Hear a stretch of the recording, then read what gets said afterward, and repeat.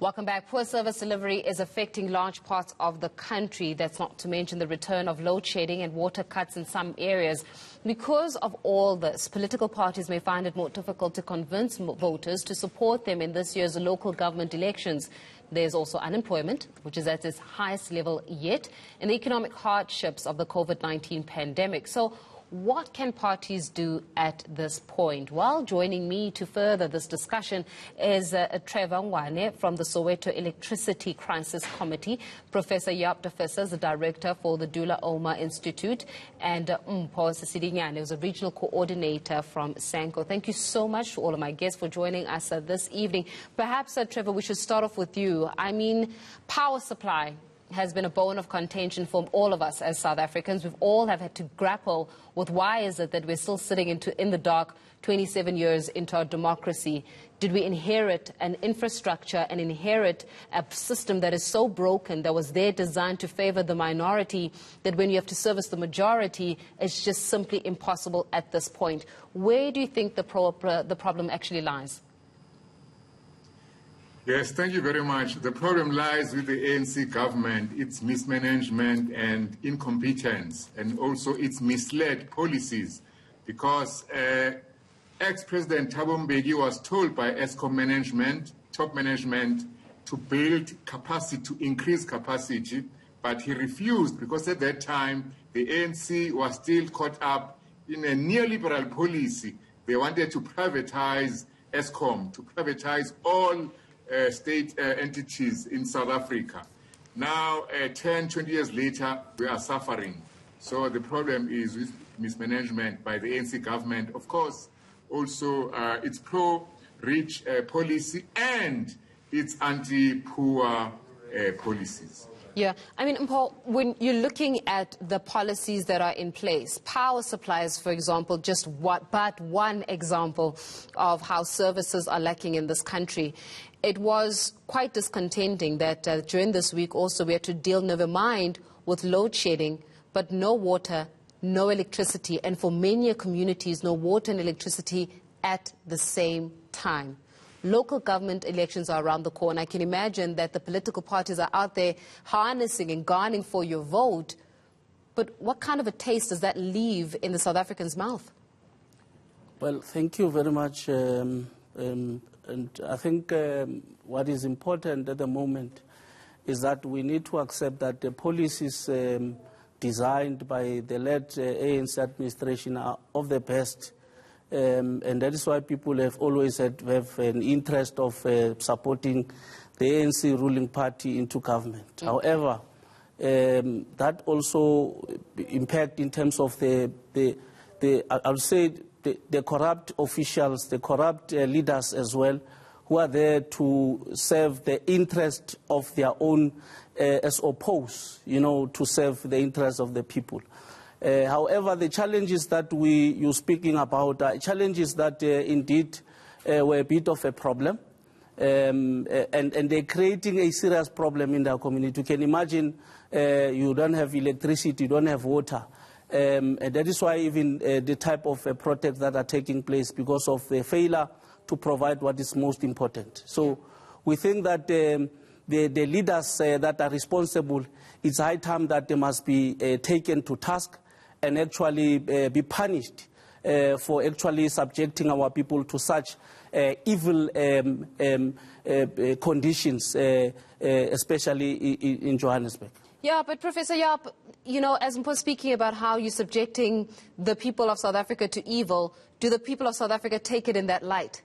And are they fed up enough to actually want to do something about it? Or are we going to find ourselves again in a situation where voter apathy, for example, is at the top agenda, where they say, you know what, as long as we vote for a government which will not bring back apartheid, we are okay?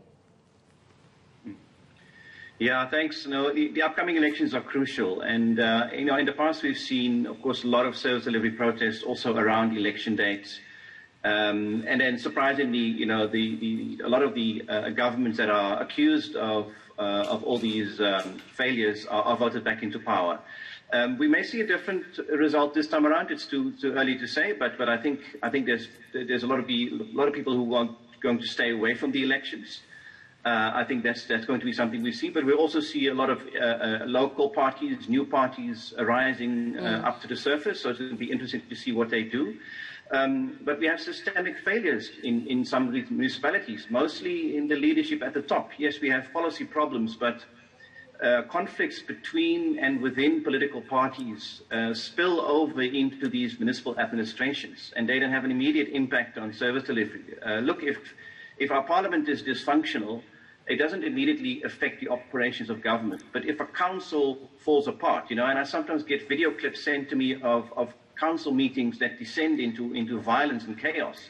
Now, if that happens, it has an immediate impact on service delivery. The refuse trucks don't leave the depot and the potholes don't get fixed because those municipal departments that run these operations, they need decisions to be taken by these councils. And we have serious problems in some municipalities. Not all, some are doing fine.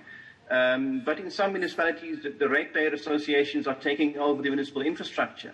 Councils are unable to pay salaries, owing billions of rands to Eskom.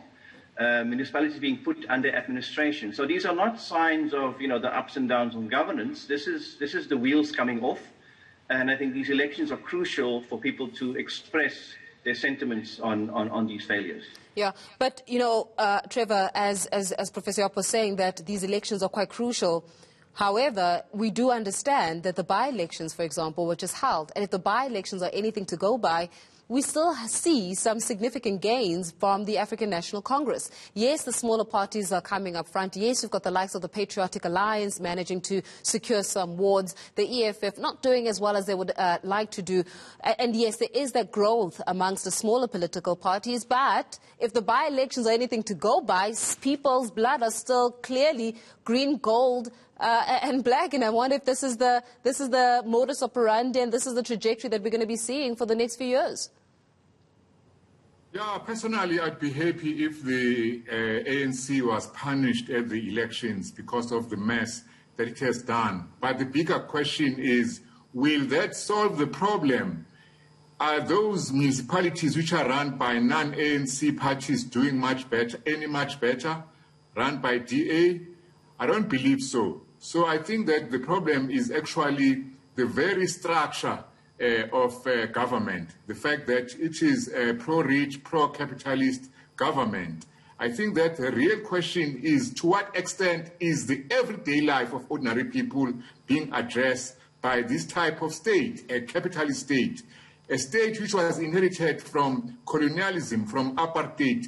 Nothing much has changed about this state. How much power do ordinary people indeed have to influence what happens in this state? So I think that what must change actually is to give more power to ordinary people, to the trade unions, to community organizations, so that they have a greater say on what goes on in government. Okay, then let's speak about this power to the people, Mpho, because clearly the likes of yourselves, for example, the South African National Civic Organization, is supposed to stand up and give people some kind of power, some kind of leverage, some kind of platform. So when they are at the table, when they're having to talk about services or policies or bill being passed, etc., they've got some kind of stable footing. But do people even know that you guys exist and what your mandate is? And I'm not talking about a few people. I'm talking about the masses, which can clearly more than ever during this time draw from you guys.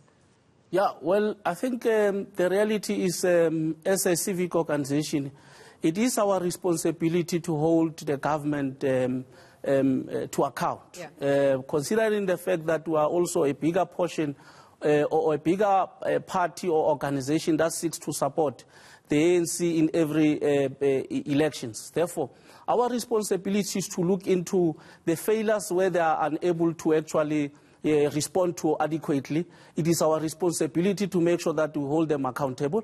It is our responsibility. How are you holding them accountable? My question is, do people know that you guys are even in existence? If you stand for the people, and the power rests with the people, do the people know that you indeed are with them? And do they know that your organization even exists? Maybe that's the problem here, is that they don't know that they've got the likes of Sanco that can stand up for them. Our people knows this organization called Sanco. They are rooted in the ground with this civic organization.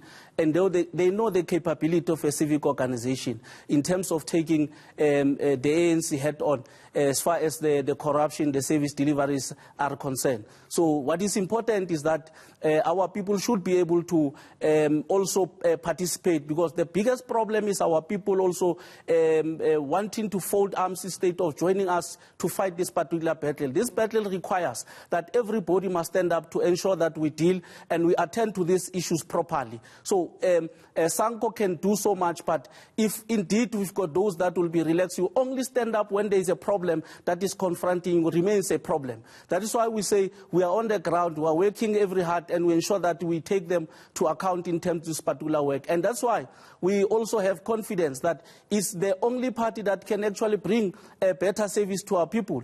These minor issues that we see now remains a bit of a problem that we think should be attended properly without any waste of time.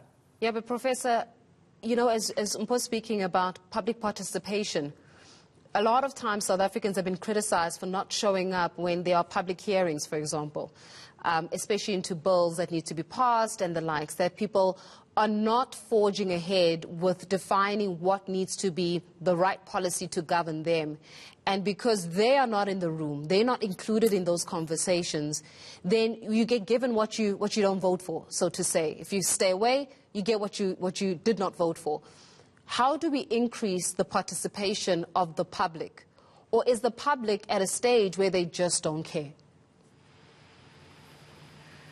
I think it's a bit unfair to blame the public for failures in public participation. And I think government is trying very hard, but could do a whole lot better to involve citizens in decision-making and do so smartly and move away from a sort of lame approach. You know, let's organize another town hall meeting and invite people. If they don't go, it's their problem. You know, you need to be innovative about how you reach out to people, go to them as opposed to them to come to you. And there's all kinds of ways in which community participation can be made much more effective and much more innovative. And I think another important process that we need to keep our eyes on is what's happening right now, the next few weeks, next few months within political parties. Because for me, it is a bit more complicated than just saying, you know, the ANC is good or bad at local government, the DA is good or bad at local government. The DA runs some very good municipalities, and so does the ANC. The ANC also runs some very good municipalities, and also on both sides there are dramatic failures. What's happening in the next few weeks is that political parties are selecting their candidates, and this is a make or break period for local government in my view. For the next few weeks, political parties will be vetting their candidates and deciding who's going to be put on the party list and who's going to be standing for ward councillorship or for becoming a ward candidate. And those are crucial decisions that political parties are making, because clearly they have not given us the cream of the crop of the last term, because the ANC has been asking some councillors to step aside because of corruption. And the DA has problems too. The deputy mayor of Stellenbosch was just arrested, accused of murder. So the question is, how do these people get selected for these positions? How do political parties select the people that they run with in the elections, because those are going to be our leaders for the next 5 years, and that's happening right now. And I think we need to keep a close eye on that to see who the leaders are going to be selected by political parties to run for the upcoming elections. Yeah, and then there's also a saying, Trevor, that when good men sit back and do nothing, then evil persists. Is that the problem, that the good men are not raising their hands up to be included within the political discourse, and perhaps then steer the rudder in the positive direction? Or is that entire pool of leadership at this point completely in disarray? The leadership, the elite are completely in disarray. Unfortunately, you have structures such as the Tripartite Alliance Plus One, which is ANC, South African Communist Party, COSATU, and Sanco. And those partners of the ANC, you know, their job is to protect and defend the ANC. When they are critical, they are only tokenistically critical. They refuse to actually, be critical to their friend, the ANC. So, and I think that we've seen what has happened in Parliament. You know, the president himself, the ex-president, was corrupt, and the ANC caucus, the ANC ministry, the cabinet did nothing about it. It was only when, things got really bad that they got rid of the ex-president. Now, this herd mentality, this closing ranks at the top, is because the people on top, are benefiting. There's an ethos of self-enrichment. That is why there's so much corruption. But it's not just the corruption of stealing money, but it's also tenders. It's also the corruption of capitalism itself. Remember, the ethos of the bosses system of capitalism is to exploit the labor of workers. It is allowed under capitalism to employ cheap black labor, to use labor brokers to make money. So this is what must change. We need a different approach. We don't want a system which puts profit before people. And I'm calling on leaders of Sanco, of COSATU, to see through what the ANC truly is, a bourgeois political party, a party of the bosses, a pro-rich political party. Yeah. Sanco must not come and talk about how critical it is of the ANC. But when it was marching in Soweto against electricity cut-offs, it was marching together with Mayor Jeff Makubo. What is that? This is fooling the people. Yeah. So we must get our politics clear. Thanks very much, gentlemen. We'll leave it there for this evening. Of course, joining us was Trevor Ngwane from the Soweto Electricity Crisis Committee, Professor Jaap de Visser, Director at the Dullah Omar Institute, as well as Mpho Sesedinyane, who's a regional coordinator from Sanco. We've got more news for you shortly after this.